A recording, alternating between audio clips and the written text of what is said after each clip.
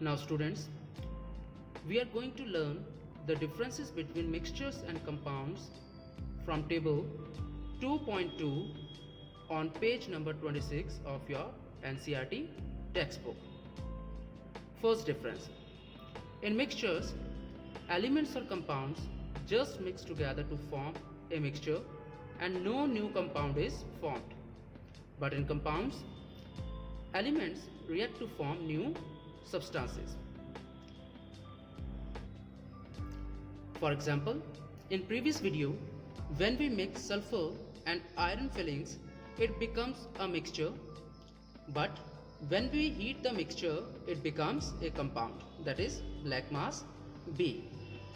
Now students, when we pass magnet over mixture, iron fillings are still attracted towards magnet, which means iron retain its properties in mixture. But when we pass magnet over compound, we will see that no iron fillings are attracted towards magnet, which means iron has lost its properties.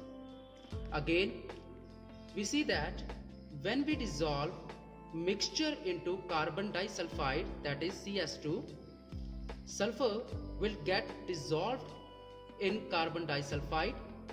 Here you can see that sulfur has been dissolved in carbon disulfide, having an appearance of yellow color, and the iron fillings, they will settle down below. But when we dissolve compound B in carbon disulfide, we will see that no yellow color appears. That means sulfur does not dissolve in carbon disulfide now, and all the black mass, it settles down at the bottom. So this activity tells us that when substances are mixed together, they form mixtures. That means no new substance is formed. The older substances retain their properties, but in a compound, substances lost their properties, which means a new substance is formed. That means when we heat iron fillings and sulfur, a new substance called iron sulfide is formed. Second difference. A mixture has a variable composition. That means its composition is not always fixed, it can change. For example, we can dissolve sugar in water. We can dissolve any amount of sugar in water to form a sugar solution. But in case of compounds, the composition of each new substance is always fixed. Then third difference, a mixture shows the properties of the constituent elements or constituent substances, as we already see that iron retain its properties as well as sulfur retain its properties, but when a compound is formed, both iron and sulfur lost their properties, which means for compounds, a new substance is formed that has totally different properties.